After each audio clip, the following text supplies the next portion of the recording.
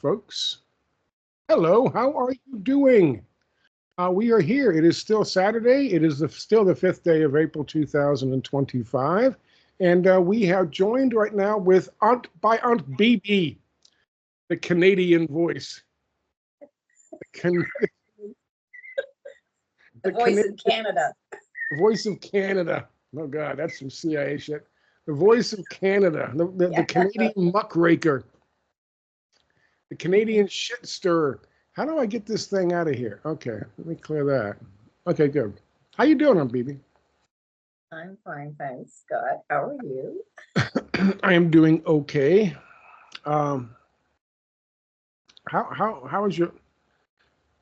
Say, I need a level check on your microphone. Just start talking about something. I am talking about something, and it will be about Syria. All right, I guess that's going to work. Let me see what that is Can on you sound, OBS. can you hear me okay?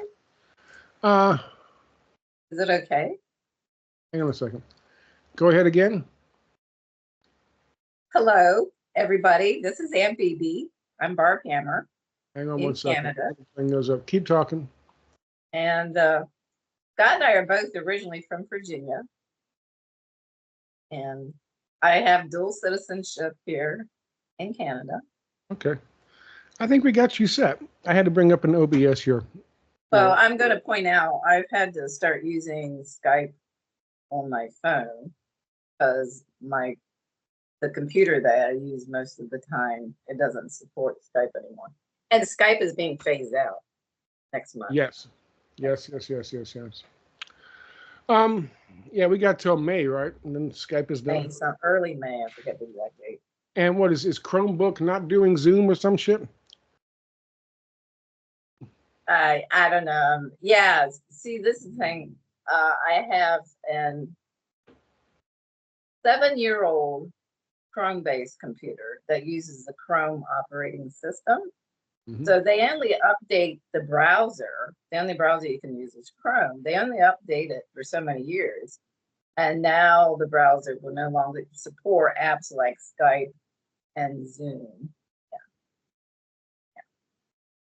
Planned obsolescence, in which you buy a new Chromebook. It is, but I'm trying to work around that. I don't want to buy a new computer yet. You have the Nitro 5. Yeah, I have. But I've had issues with it connecting to Wi-Fi, but I have to work out those bugs. See if I can work out those bugs. All right.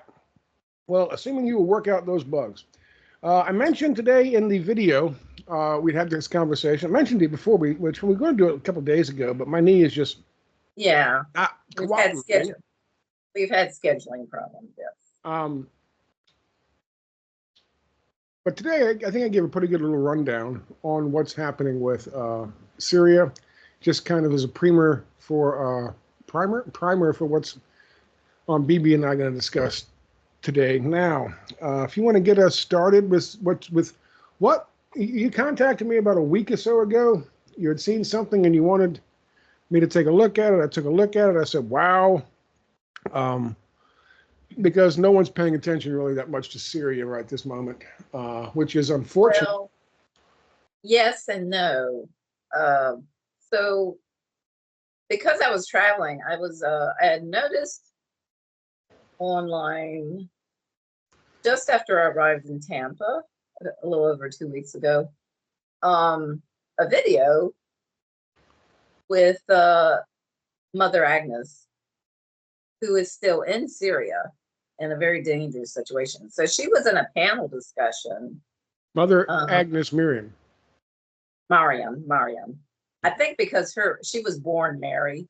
That was her name. So I think that's why Mariam is Mary among Muslims. I mean, and just to clarify, this is the same person that Jeremy Scahill and others refused back in the Obama days, refused to appear on stage with when they were supposedly on the side of stopping the illegal regime change operation that was taking place in Syria then, because she wasn't doing the Bernie Sanders thing where she ran around and said that Bashar al-Assad was an evil dictator murdering his own people.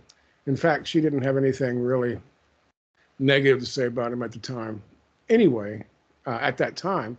And so, of course, our quote unquote network of Max Blumenthal peace activists, the influencers, refused to share a stage with her. And since they were the big draw, Yeah, they called she her was a left out. side She was of left it. out of the. Yeah. She was left out of the event. The reality is that they were trying to, even though they were pretending to oppose the regime change back then, they still wanted to demonize Assad in the eyes of the alt-left so that the alt-left wouldn't be opposed really to a regime change, which is kind of, from what I understand, what's kind of still happening now, right? Yeah, you're talking to the fake anti-war elements, Yes. which actually also include libertarians on the right libertarian. There'll be a lot of those figures who claim to be anti-war or whatever, opposing the establishment. Yes. So please go ahead, continue. So this video that I saw, panel discussion, was from mid-March. And because of I didn't have access to great Wi-Fi when I was visiting in Tampa, except when I was at your place. Anyway, and it was a long video. So I just said, well, I'll wait until I get home and sit down and watch this video. So I watched, yeah, so there were 5 people on the panel. One guy wasn't even in South Africa, didn't say anything. There was Peter Lavelle in Moscow, and I guess he still works for RT there. And Do you remember the show he used to do? Maybe he still does. Name of Crosstalk? Crosstalk? It was Crosstalk. I can't remember. Maybe. It was Crosstalk. It was him and somebody else. Yeah. And he represented the libertarian contingent. I remember Peter Lavelle was really a crony. He would hang out with Lionel, Mm-hmm. the Trumpite Lionel. Yeah. So, yeah. So Peter Lavelle is a mixed bag, and I don't really watch him anymore. I don't know if he's still got that RT show or what. I don't know what's going on with people. He was on the panel, but the panel, it's interesting. So this was on a channel for an organization called Forum for Democracy International. And this is actually a network of right-wing fascist political parties in Europe, including Kevork Almassian of Syria Analysis. He belongs in Germany to the party called Alternative for Germany, where Elon Musk spoke at one of their rallies. So they're big fans of like Trump and Elon Musk and that whole agenda. Yeah. Now, the name of the organization you said sounds a lot like Foundations for Democracies, which is it's Forum for Democracy. It's right. The name of a political party in Holland. Is it affiliated with? Didn't they get any funding for Foundations for Democracy? I'm always skeptical of groups that have like the word democracy or So because I learned from Hong Kong, watching Hong Kong 6 years ago, the key words for regime change are democracy, freedom, and human or civil rights. Yeah. That's right. Yeah. So, yeah. So the video, they started off with letting Mother Agnes talk because she's still in Syria. And that was interesting. That was like the first 15 minutes or so. And then, unfortunately, Kevork Almassian. Kevork is just George in Armenian. I studied Armenian, so he starts chiming in and pushes all this bullshit that Turkey is the main player in Syria. Like, what the heck? And in either of these 2 videos that you watched, how much time was spent focused on the United States regime changing Syria and being the ones behind the murder of Bashar al-Assad, his wife and his brother. Was there any time dedicated at all to any of that? Yeah, so the other main video I watched was Vanessa Beeley with that Fiorella Isabel chick. Yeah. Yeah. Who tried to be an actress and model. So Mm-hmm. she switched anyway. So that's what's picked up on the fact that there is very little mention of the US's role in Syria. They'll either talk about Turkey or Israel, but the US, very little. They might make token mention of it, throw it out there, but you're right. They never talk about what has happened to Bashar Assad and his family. Yeah. And Kevork Almassian claims that the Alawites in Syria hate Assad, and if he ever returns, they would kill him. And he says that Assad is living the high life in Moscow.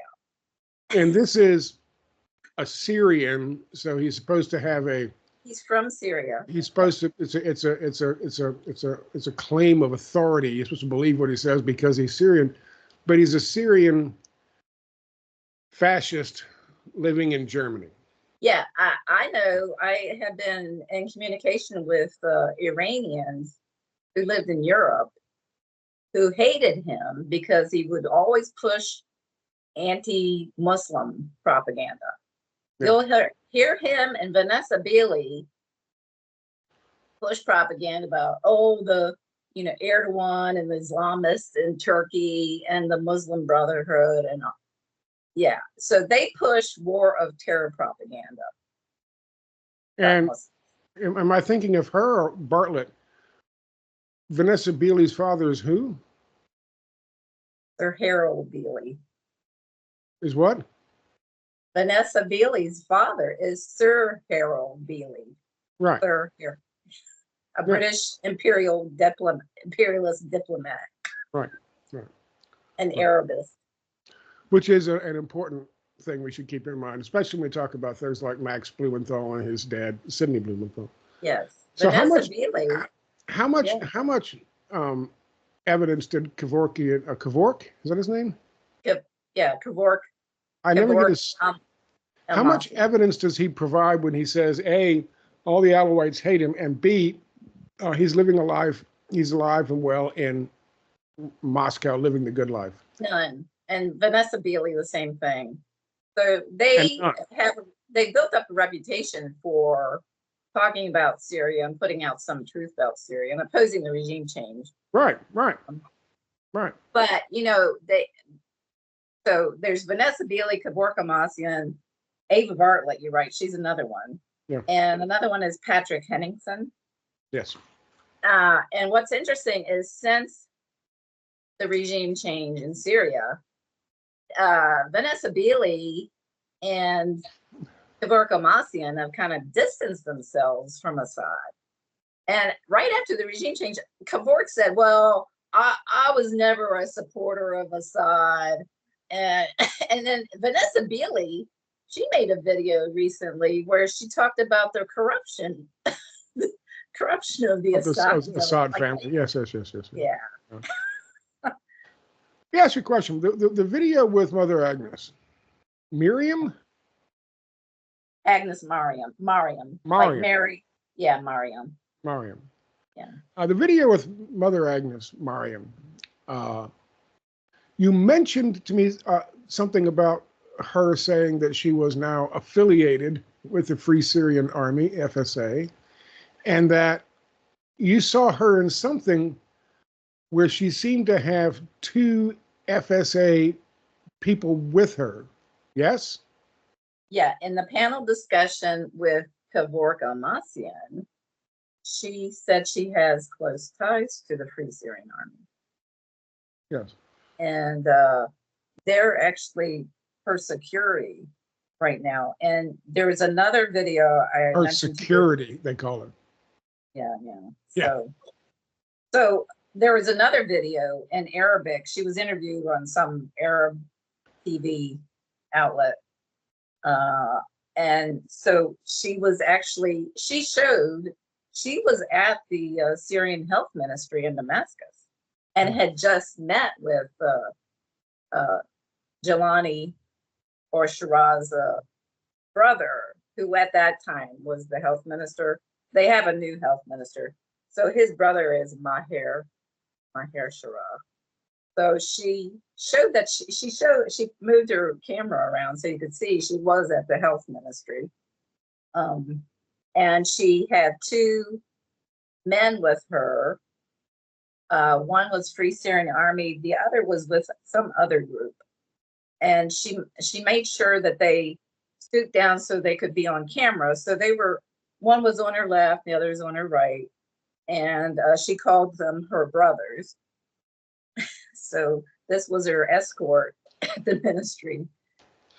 So it really was a hostage video. The way it's a hostage video. Right. Yeah. Just so everybody knows, this video is not about, just shitting on other alt media people like Vanessa Beeley, Eva Bartlett, Patrick Henningsen, and fucking obviously this Kevork piece of shit. This video is about everything that we do. Could be considered, you're just shitting on CNN, you're just shitting on Fox News. What we do is we try to tell people the truth. And if in telling people the truth, part of what you have to do sometimes is say, Elon Musk is a fucking liar. Elon Musk's father named him after a character written by a Nazi. You have to be, in order to tell people the truth, sometimes you have to tell them the others who aren't, because there's a reason that so much money is spent on disinformation and propaganda, because it works, right? So in no way, shape, or form is this video about going after them. This video is about telling you what's going on, giving you the best information we can about what's actually happening in Syria right now. And that said, I want to make sure that I think Aunt Bibi and I are on the same page when I say that Mother Agnes is somebody who has devoted her entire life to helping people. She runs a monastery.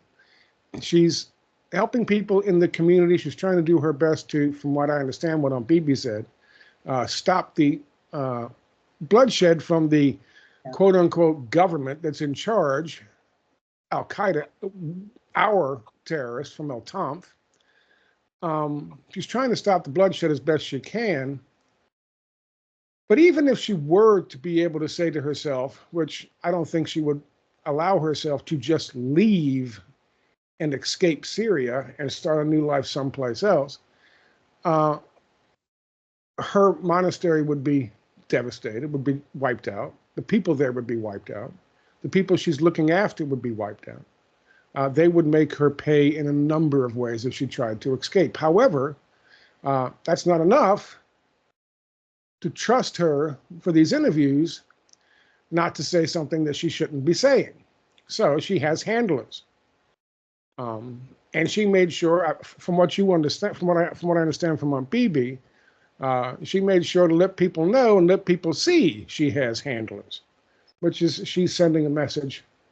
That's she a made message a in and of point. itself. She wanted them to show themselves on camera. She made a point. Yes.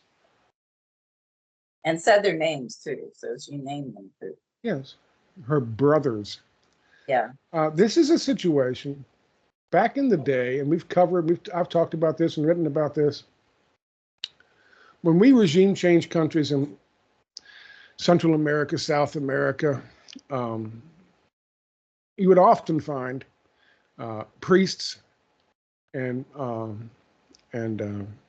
nuns and people in the church and Catholic Church and so forth, stuck in the middle, stuck in a newly regime changed, like Chile in 1973 with Pinochet. That's got to be an awful situation to be in. So don't misunderstand what we're saying about Mother Agnes here. At least it's not what I'm saying. I'm sure it's not what Aunt Bibi's saying. We bear her no animosity. We completely understand and sympathetic for what she's saying and what she has to say. She's literally got two fucking handlers who are terrorists and have been trained down in Tanf base by our special operations guys to be fucking terrorists. And she is completely at their beck and call. They have complete access to her. Plus, remember, it's not just her, it's also her monastery and the people she cares about and has been caring about for decades and decades. And she's had refugees staying at that monastery too. And there are refugees there. Yeah. Who would be slaughtered even if she could separate herself from her two handlers and escape. So whatever responsibility people like Kevork and Vanessa Beeley bear outside of the country, spreading their disinformation, none of that. We intend for none of that to be aimed towards Mother Agnes. She is in a unbelievably difficult situation, and my heart goes out to her. Yeah, she's made it clear she's trying to do whatever she can to stop the killings and massacres. Yes. And she's hoping, I guess, to influence the regime right now in Damascus any way she can to get them to stop the groups that are carrying out these massacres mainly against the Alawites, but anybody who opposes them. Yeah. And they've made the point. She was making the point, and I think others. She was making point, I think, and maybe Kevork Almassian was too, Vanessa Beeley, is that the worst elements seem to be the foreign terrorists brought in, and they don't clarify this. So there are Uyghurs from Xinjiang in China. They've said Chechens. There's Chechens, there's Uyghurs, there's Takfuris, there's Wahhabists. They even mentioned from Pakistan, and but they don't explain these are all Western or Zionist assets. They were also Americans. Now, yeah, what you're saying is what you're describing are the Free Syrian Army. Two aspects. There's two. The Free Syrian Army, which is a collection of mercenaries that we put together back in the Obama days with a whole bunch of money. They got $500 million. And we started training them down in El Tanf. But these were mercenaries from all over the fucking world. These are mercs, right? Yes. You know who else uses mercs in Syria? The Syrian Democratic Forces. Supposedly the Kurds, but even the mainstream media will tell you, whoa, they're run by Kurds, but they're the Uyghurs, they're the fucking Takfaris, they're the Wahhabists, they're just mercs, they're mercenaries. Yeah. And of course, that's what some of our special forces, not all of our special operations, not special forces, our special operations guys do, are irregular warfare campaigns. And that's exactly what was being run during the Obama days and then ever since then, up until now.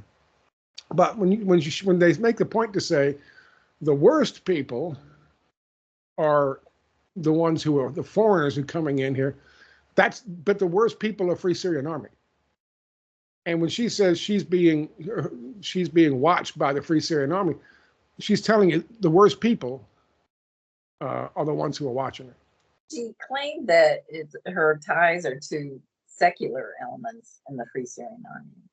I don't know what that means.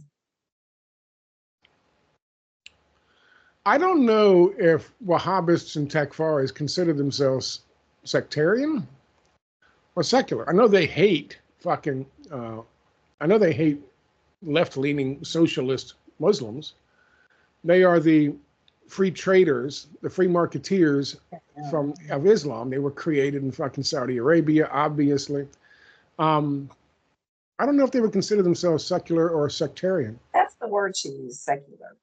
And this was when she was speaking English in that panel discussion. So what exactly is Kevork, whatever his fucking name is. What exactly is he saying? Syria analysis.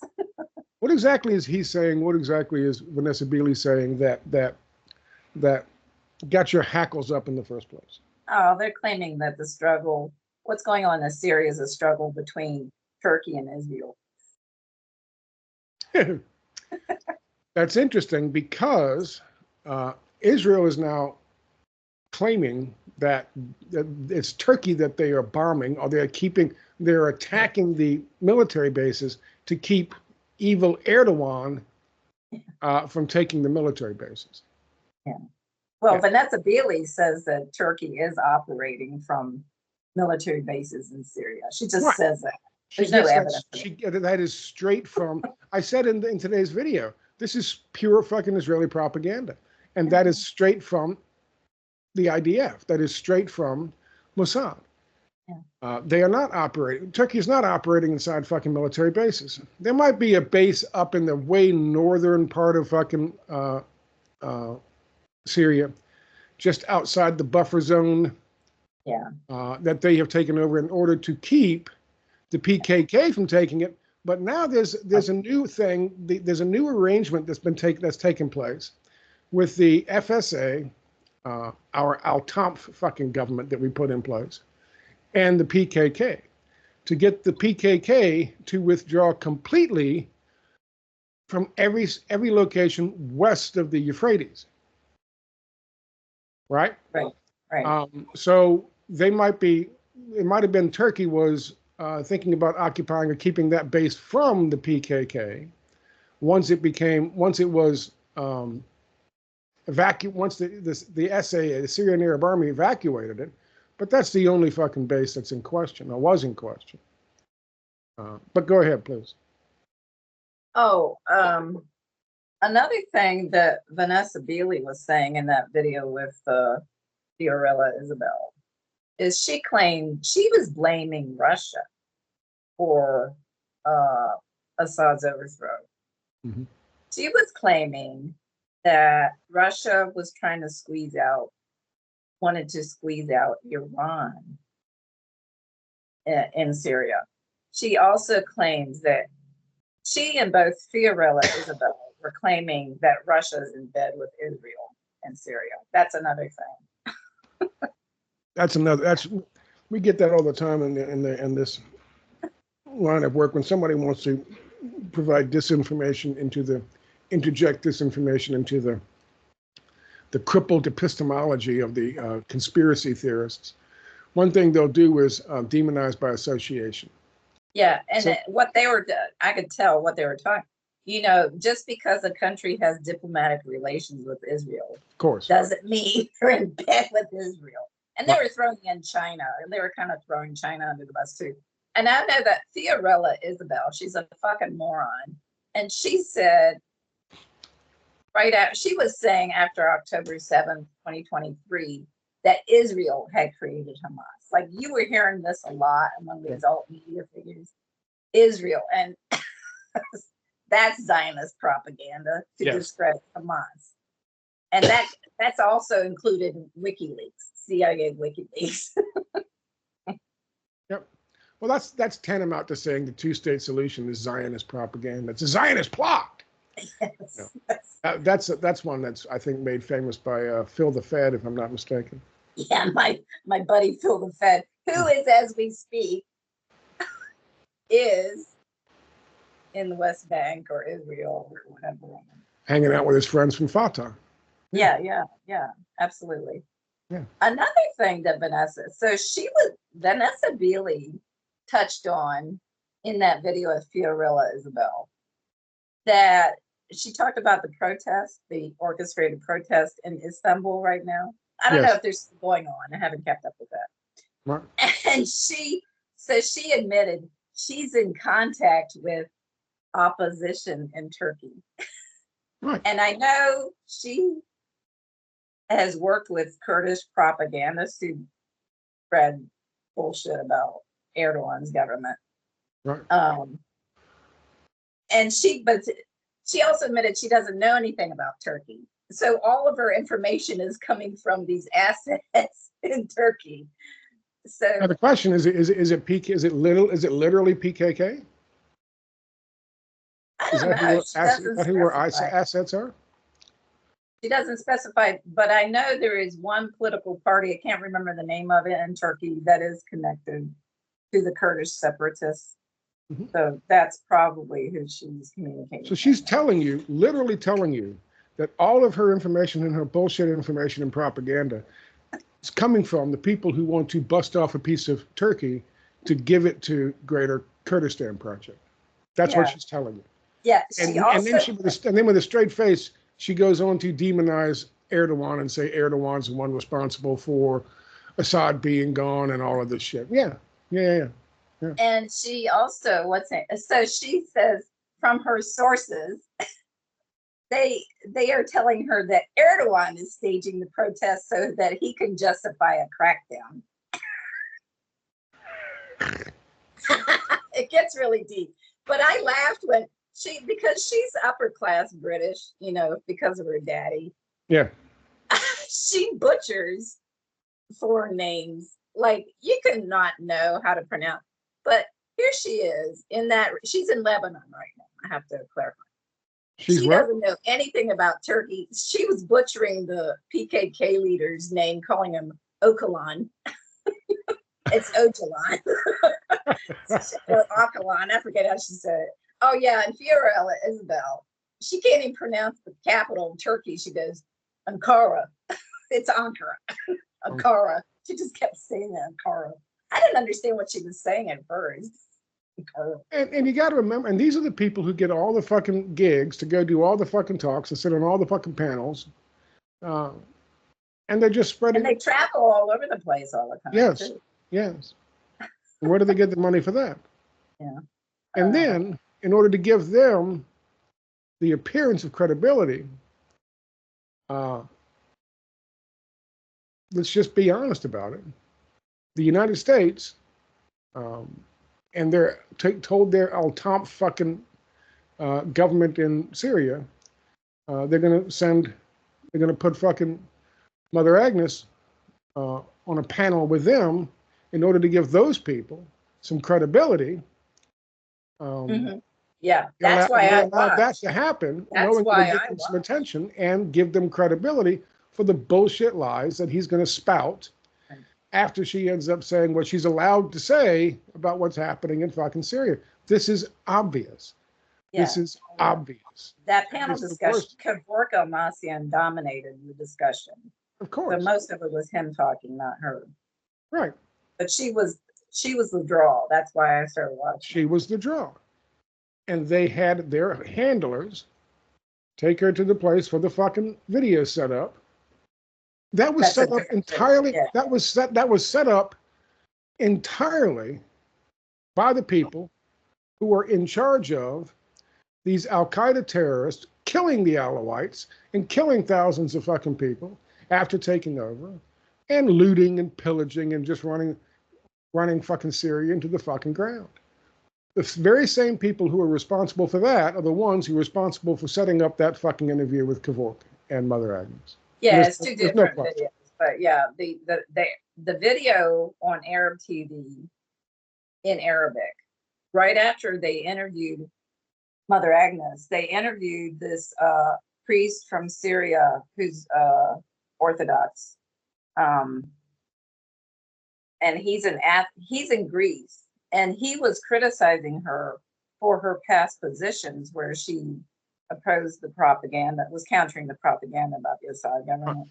So he was taking, so she's still being criticized for that. So she gets it from all sides. This is the kind of thing that we would see in Latin American countries and South American countries and Central American countries after we regime changed them.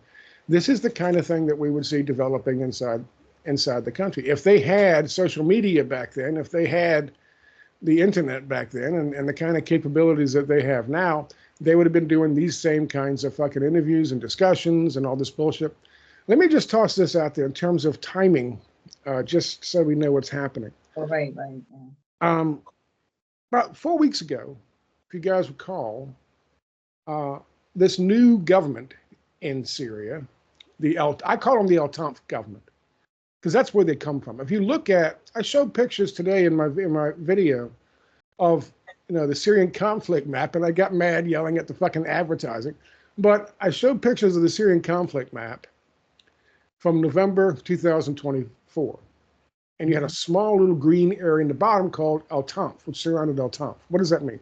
And it told you in the breakdown of the areas who controlled what. All of this red, everything west of the Euphrates, by the way, was controlled by the Syrians, by the Syrian government. Yellow was the Kurds. We busted off a piece, and that was east of the Euphrates. Purple, way down below, was what Israel was stealing in the Golan Heights. But then light green was Tanf. And that was HTS, which is where this guy comes from. He had operated in Iraq. He had been in Iraq. Right. Yeah.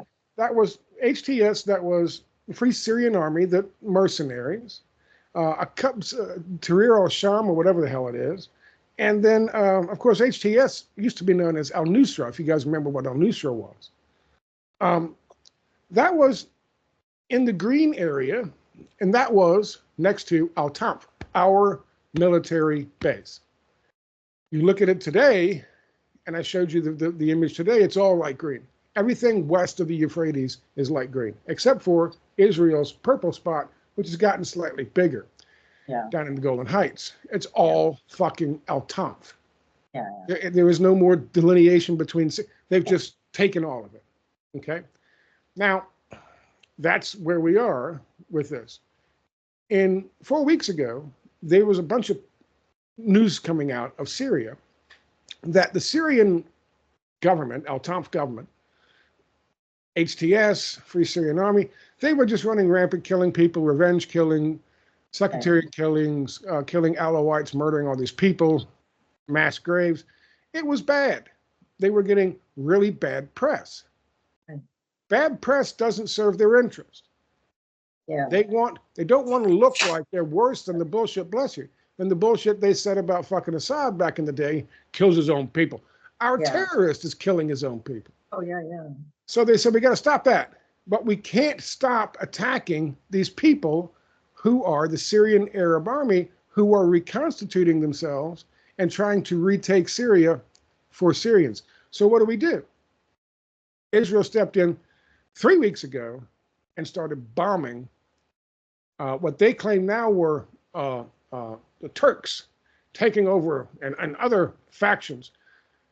February 12th, I found a State Department memo, and there's a link to it down below in that list. I'll post a link to all these lists. I'll post a link to all these links down below this video.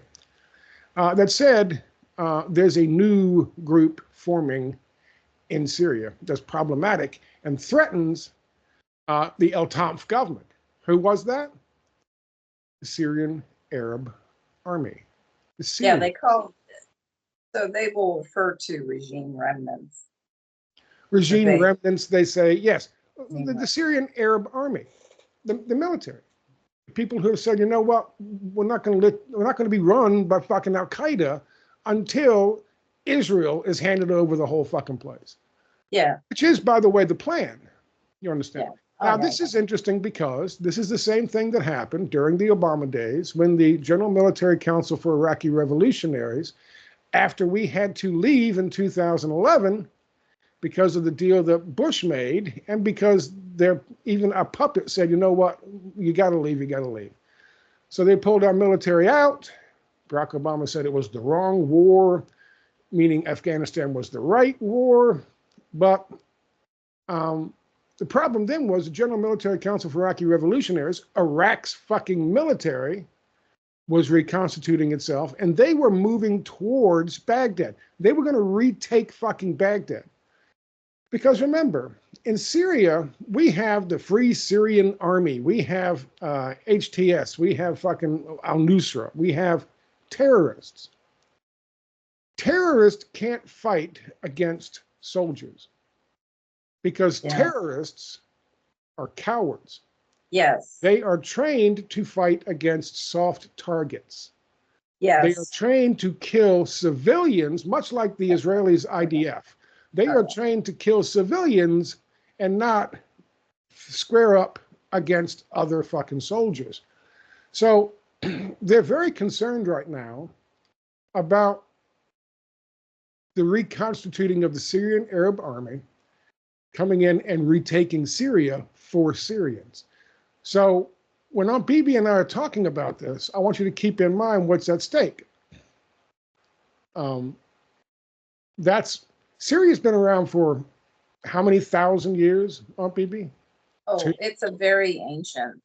It's ancient. Like it goes back to the Bronze Age civilization there. Damascus is like the oldest capital in the world.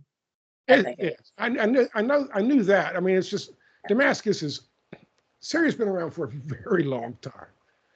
And we're about to see it wiped completely off the map for Rojava on one side and Greater Israel on the other.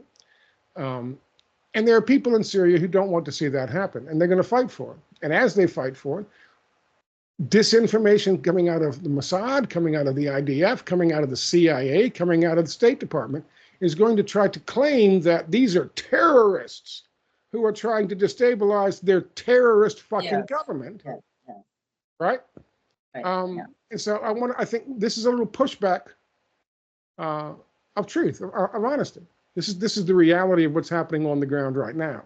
Some people, there are terrible massacres going on. Yes. You're right. They've been going after unarmed civilians. Yeah. Some people will go along to get along so they can stay in the big club and do interviews and tell you all kinds of bullshit lies about Turkey, about whatever else. Is it going to be? They're already bringing back ISIS, by the way. The ISIS storyline is coming back. Oh, this is ISIS. And ISIS, we might even see fake beheading videos to justify Donald Trump helping Israel bomb the shit out of the Syrian Arab army in order to keep it, in order to keep that chunk of Syria, that half of Syria. Yeah. They can eventually hand it over to the Israelis. But they're suggesting that Israel has to go in and protect the minorities like the Druze or whatever. There's that justification. Yes. And that was 3 weeks ago. So you see how the timing worked out, right? 4 weeks ago, it was exposed that our Tanf terrorists were doing what terrorists do. But the problem with that is they need our Tanf terrorists, the new government there, to look squeaky clean so that they can lift sanctions. And when they can lift sanctions, then they can start bringing in American businesses or Israeli businesses, our national interests. Oh, yeah. They've already started privatizing like crazy in Syria. Are they? Oh, yeah. Oh, wow. That's my understanding. And lots of people lost their jobs, especially the Alawites. So in the panel discussion with Mother Agnes, she was talking about, she said something like 20,000 people disappeared in the Alawite region, which is along the coast. Mm-hmm. And she also said 30 to 40,000 have been killed. So I don't know if the 20,000 disappeared. A part of that. Yeah. Yeah.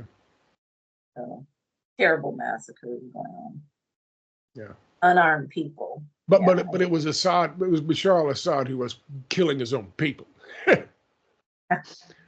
It's and of course all of this is flying under the radar because of what's happening with Trump and what's happening with the economy and what's happening, of course, in Gaza at the moment. Well, you're talking about timing. So I remember when there was this fake ceasefire agreement between Hezbollah and Israel, and Israel never honored it. So that's when the shift to Syria began. So that is when the assets in Syria reactivated, and Israel was making moves in the Golan Heights along the border with Syria.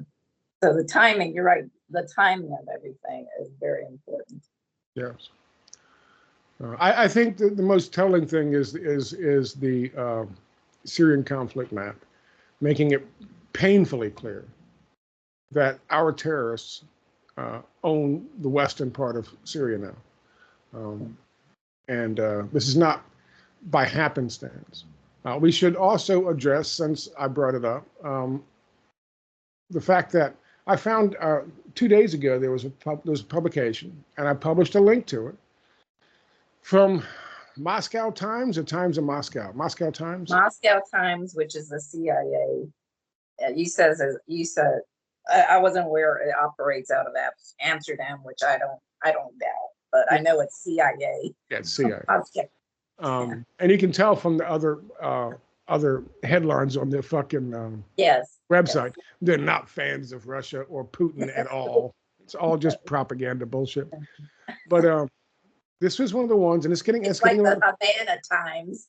That's another one. it's getting a lot of, like, exactly, Havana Times, and it's getting a lot of attentions because they say that there's all this other stuff in the headline, but the most important takeaway from the headline is Assad is alive and well and living the high life in Moscow, and they show a picture of Bashar al-Assad, which looks like it's been aged AI-wise, his picture, next to Vladimir Putin, and they're lighting a candle, and there's a thing, Putin and Bashar al-Assad, but there's no date on the photograph. The photograph's from 2020. And that's how I know that it's been aged, because I've seen pictures of Bashar al-Assad since 2020, and this picture is like he's got like wrinkles and shit. So they aged his appearance in the photograph, and then published a photograph without a date, so people would read it and think, "Oh my God, there he is hanging out with Putin now." And it's all this bullshit about him, how he's living in the high life and fucking. In Moscow, which is exactly the same thing that Kavuk said. There are a lot of stories right after Assad's overthrow. They were claiming, oh, Assad's wife is divorcing him. She's on her deathbed. She has had a struggle with cancer. And another thing, Ava Bartlett, a couple months ago, I guess, I can't remember exactly when, she claims to have been in communication. She claims to be having some relationship or something with the Assad family. She claims to have heard from Hafez Assad, that's Bashar Assad's son, who's named after Bashar Assad's father, Hafez Assad. She claims to have heard from him in Moscow. And there was a Telegram channel or something she was promoting. I haven't heard any more about that since. So these alt media figures, they push all kinds of disinformation. Of course. See, listen, here's the deal. Bashar al-Assad is dead. His wife is dead. And his brother's dead. There's all the talk about there was a plane that left Damascus and headed to a military base and stopped in the military base and took off, and then it went one direction, then it turned, and you did a U-turn, and then it dropped off the radar. You couldn't see it. That was the big thing. Yeah, I remember. What happened was he made the announcement, Bashar did, that he was going to form a coalition government with the opposition, the legitimate, not Tanf opposition, but the legitimate opposition in Syria. And he brought in reporters to do an interview that morning, and they were setting up that morning. This is the day he left. It was gone on December 8th or 7th, whatever it was. And he was going to make this big announcement, which would have been huge for Syria for a number of reasons. The primary of those is, the Arab League hasn't been super fucking supportive of Assad and what's going on in Syria. They have been, like, Iran's been helpful, Russia's been helpful. I think he was included. Say what? I think Assad was included in some Arab League meeting not so long last year. Right. So there was some. He was in an Arab League meeting. He made a statement about Palestine. Gaza.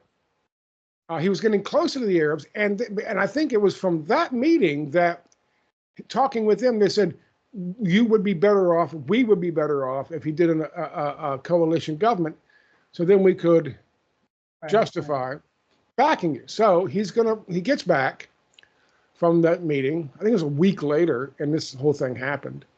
He makes the announcement, he brings in the press, they're setting up downstairs, he's gone. They couldn't have that take place. And I say they, I mean the United States and Israel and other interests. Could not have that take place, because if it did, it would secure Syria's place for generations. Because it's no longer the evil dictator killing his own people. Now you have a real opposition and a coalition government made up with the opposition that would unite Syrians. And of course, as I talked about today's video, Israel can't have that, because this is their one shot at greater Israel. So what happened was, in my belief, those two leading fucking military leaders, generals, who were the closest to him, gave the order, and they took Bashar and his wife. They flew them to a military base. I think it was wasn't that far from Damascus, where his brother was already there, overseeing some aspect of the military. He had already been snatched up by people working for the two generals we're talking about. They put them on the plane and they disappeared them. They killed them to make sure they could never come back. They had to get the brother, and probably at some point they're going to have to go after the son, because they don't want the same thing happening in Syria that's happening in Libya right now.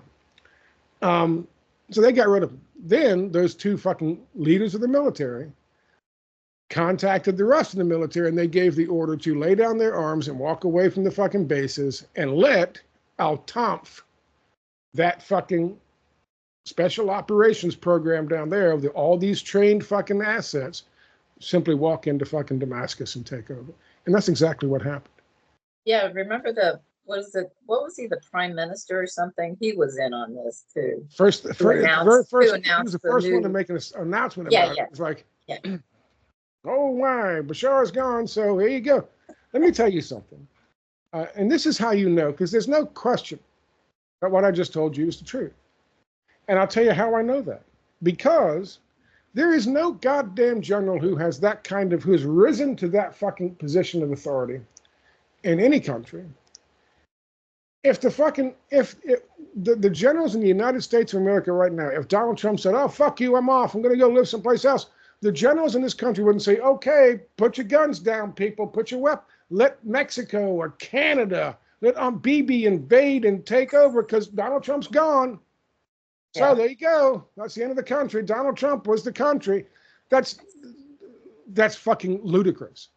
That's ludicrous. And anybody who tells you anything else about fucking Bashar al-Assad and his wife and his brother, aside from what I just told you, is lying to you, primarily because, obviously, and there's no question the two generals made this statement and gave the order to fucking abandon your post and abandon your weapons, because it's been reported by so many fucking people inside Syria at the time when it happened, and then all of a sudden, once they took over Sana'a, mum's the word on that.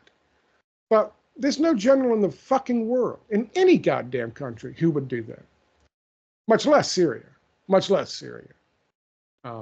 They were obviously paid off. I'd love to find out who those two guys were and where they are today. Because I tell you right now, they ain't in Syria. And they're not living in poverty either. Yeah.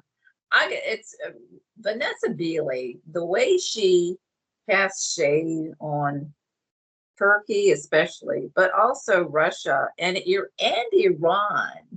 Yeah. So she also blames Iran for retreating and not standing up and defending the Assad government. Well, even the Ayatollah Khamenei, he explained that the Syrian Arab Army have been told to, basically. So the Iranians were not there, and they didn't have a big force in Syria. They had like advisors or whatever. So they're not going to stay in there in that situation.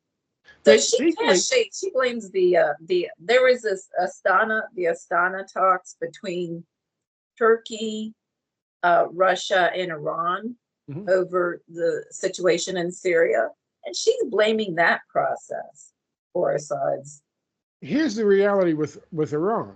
Once Assad was murdered, and once the generals who were then really in charge of Syria said, there you go. Tanf wins. They can have the place, and they leave. Iran has no legal fucking basis to be there anymore. Yeah, that's a good point too. Yes. Iran is then the invading fucking army. So they understood, because they're fucking legitimate goddamn nation that exists via international rule of law. Oops. They knew they had no fucking place, no leg to Yeah. stand on. So they had to leave. Yeah. Of course they had to leave. You know.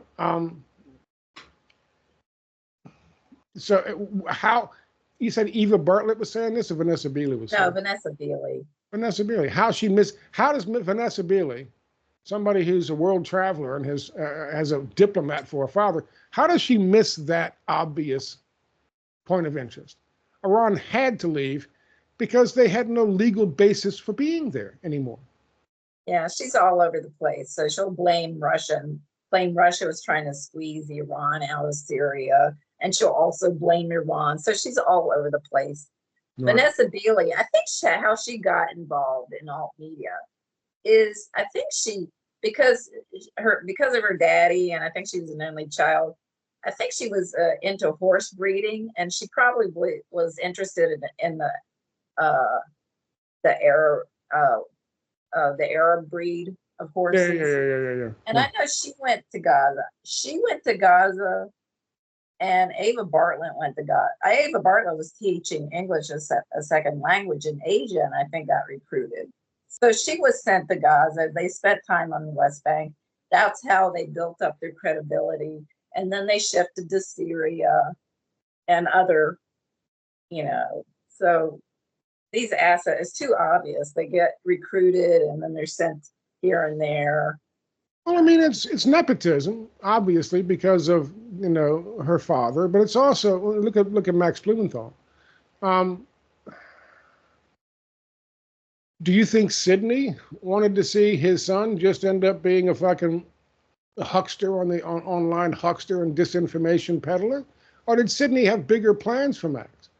Was Max just incapable of filling Sidney's fucking shoes?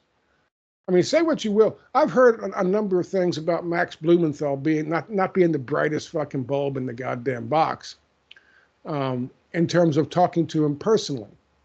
He's got whatever problems he has in terms of alcohol, or he's abusive, he's an asshole, because he's a silver spooner. His brother, who doesn't get any attention whatsoever, and they try to keep that connection apart. So you don't know who he is, but I think it's Ben, or whatever his name is. He seems more on the ball, so to speak. But he's not fucking Sidney. You sit down and listen to some of these fucking, talks in these foundations where Sidney Blumenthal is talking. Dude is fucking smart. Dude is wicked smart. Way brighter than Max. And I think that's kind of a thing that happens when these influencers, or these people with real power, like in the deep state, like Beeley, like Blumenthal. I think one of the last things they can do with their kids is to put them into the media, to put them into influencing. If they're not going to be able to do really anything else. That's just my guess. I don't see Max Blumenthal as being anywhere near the caliber of intellect as his father. You know what I'm saying? And I don't know much about Vanessa Beeley's father, but I'm guessing after listening to Vanessa Beeley being all over the place on shit and not even being good at the disinformation she's peddling, she probably has the same. She probably belongs on the spectrum the same as fucking Max does.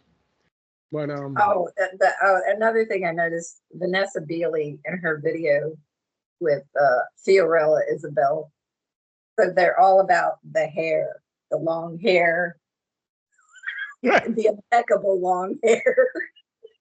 That reminds me of Styx Hexenhammer. Oh no, God. With his alien fingers, always showing off his locks. Um, You what can't else say do we, that about Mother Agnes and her habit. what else do we have? Because my knee is starting to act up a bit more at an hour. What else do we have? I think we've covered things fairly well, I think. But you were in your video today, desperation. Yeah, that's what's going on all over the place. Yeah. Desperation. Yeah. Yeah. And desperate animals are frightening animals. Yeah, it's like a wounded, I was thinking that like a wounded animal. Yeah. So they're desperate. They are capable of anything. They don't really care because this is their one shot. And if this shot is gone, they've lost it. And these are people. This goes back to 1934 in the business plot for on our side, and Donald Trump's side, and the billionaire side. They wanted to take over this country and turn it into a dictatorship in 1934, and they were this close. A guy named Smedley Butler hadn't fucking said no, sir, that's not going to happen. That's how close they were. They were that close. There would have been no Social Security. There would have been no fucking Civil Rights Act. There'd have been nothing. There would have been no fucking minimum wage. Prosperous middle class, yeah. In fact, if they had got in 1934 what they wanted, we would have been fighting literally alongside Nazis in Germany. We wouldn't have fought against them. What Patton? Yeah. We wouldn't, that's where we would have been. So that's how old this is on this side. On the other side, it's the same age. You know, and these are people these Messianic Zionists in Israel, trying to be the ones who bring about greater Israel, the dream of greater Israel. This is something that's been passed down to them from their fathers and their grandfathers and their great-grandfathers, literally. And they get to be the ones to bring it about. So yes, they're desperate. They're all desperate. Same thing on this side. You know, this is the business plot of 1934 working itself out in 2025. And God damn it, they're going to get it. And if they don't get it, if they don't get this, this is their shot. And if they miss, they're not going to get a second one. They're not going to get a second one to turn the United States into Chile under Pinochet. And in Israel, they're not going to get a chance for greater Israel. If they can't get fucking Palestine, they can't get the easiest of all of them, Palestine, it's never going to happen. So they're desperate. Oh, one other thing I want to throw in is these people that we're talking about, way too many of them brag about these journalism awards that they've been given. And that's something I should talk more about or write up, is these journalism awards are very interesting to hand out. Is that, oh, it's the dodo. It's the dodo. It's the Dodo Award for journalism. Oh yeah, there you go. The guinea fowl. I get the Dodo Award for journalism. The Funky Chicken Award. That's what I was calling that guinea fowl, Dodo. That the neighbors call him Dodo, the Funky Chicken. I got the Funky Chicken Award for journalism. I know, these journalism awards. I mean, it's just ridiculous. It's become just a joke too. Yes. The more recent recipients really are. It's so fucking obvious, and it's just a way to pay them off, give them some cash, give them a little credibility, give them a pat on the back. Yeah, they're part of. I say you're part of officially part of the club. When you get, what's that one that we talked about a long time ago? Serena Shim Award. What? Serena Shim Award. That's the one. That's the one. Yes, that's the main one I'm talking about, but there are others. That's the main. Oh yeah. It's just like, you know, and these and all of these awards are financed by Ford Foundation, Rockefeller Foundation. Dark money.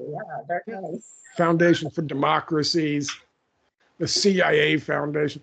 Yeah, that's where the money comes from. But I should write that up, like the things I found out about that Serena Shim, but others too, where their money comes from, or where you can't tell where the money is coming from, and aspects of that.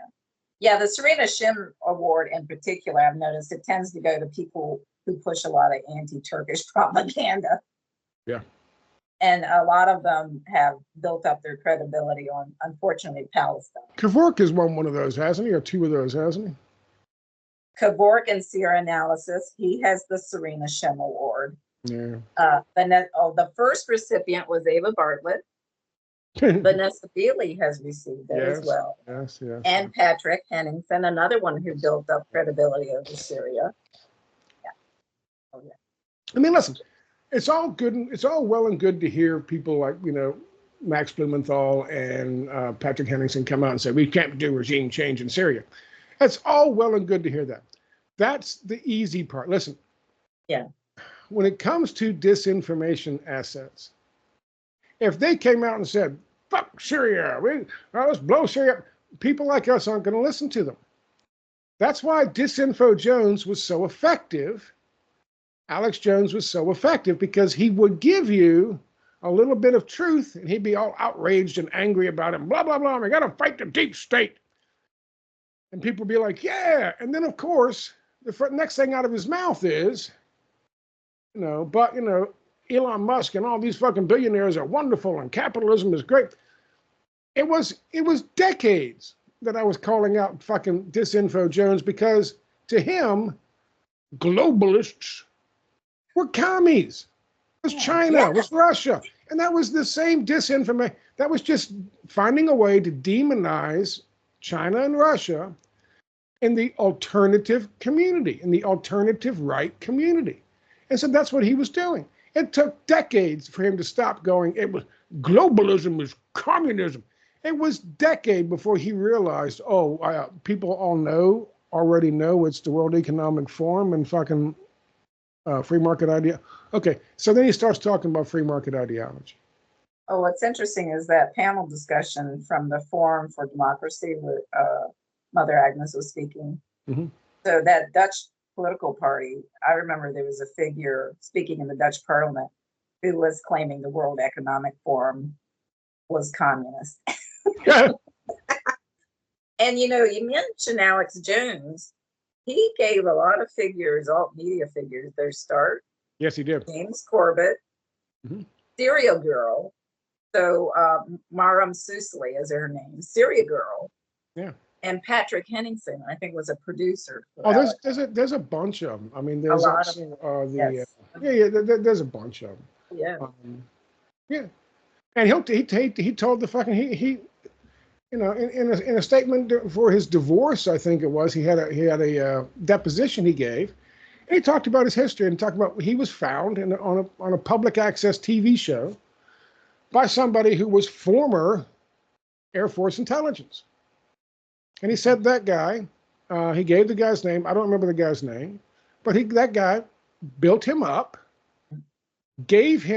immediately gave him a crew of technicians and sound guys and writers, but then also immediately got him fucking syndicated on radio all across the fucking country. Right. He did that like that for Alex Jones. Yeah. This was Air Force intelligence.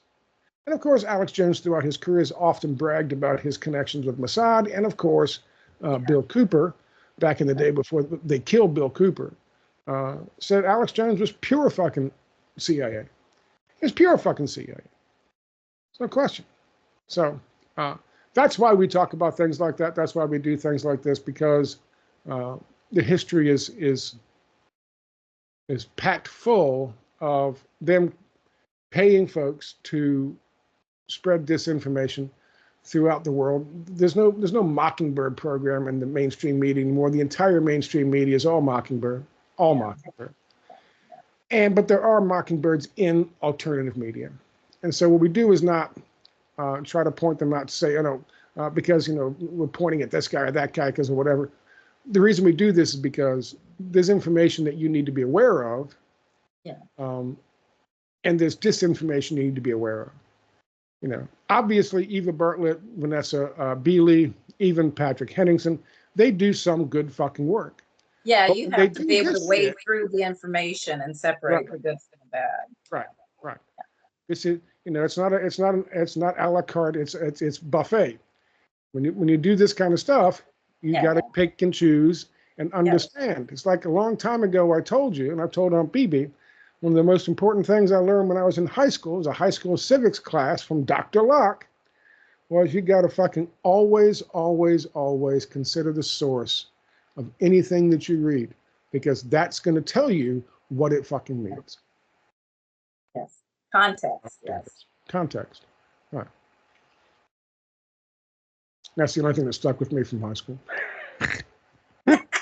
That was it. So are we done? We good? I think so. Yeah, I think so. Well, thank you very much, Aunt BB. It was very good information. Very good information. Yeah. It's good to talk about Syria, but it's in the context of everything else going on too. Yes. I think because they expect so many people to be looking the other way, they're going to get sloppy with Syria. They've gotten sloppy with Syria.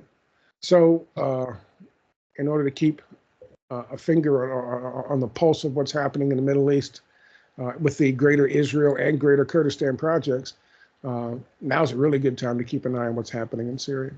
Oh, that live map, years ago, it used to be very good. And then you could tell, it became apparent that it got bought off.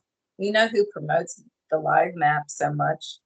And some of the disinformation that the live map will spread to is Max Blumenthal. He's a big promoter of the live map now. Max Blumenthal and Syrian Observatory for Human Rights. That one guy in London. Right. Okay. All right, so we are out. I thank you guys. I thank BB a lot. It's good. She's going to keep up on this, and hopefully she'll keep posting some stuff on Syria on our website. Hopefully. I watched a lot of Mother Agnes is very interesting to watch and listen to about what's going on inside of Syria. It's very if there's those two videos you talk about, if you want to send me links to them, I don't know if you know how to post a video on the website, but I will post them on the website so people can see them. Yeah, they're good. What about the Vanessa Bailey one? Those are the two I talked about. I said there's there's there's the one in Arabic where Mother Agnes is. Anything you want to post. I don't think my audience would be understanding Arabic. No, there's English subtitles. I don't understand Arabic either. Oh, okay. Yeah. So yeah, whatever. Just let me know, and I'll post them up myself. Okay. Anyway, I want to thank you guys for watching. I'm BB. Thank you very much, and have a good Saturday evening. Try not to fret too much, and say bye, Aunt BB. Bye. Bye. Bye, Scott. Bye, Barbara. Talk to you next time.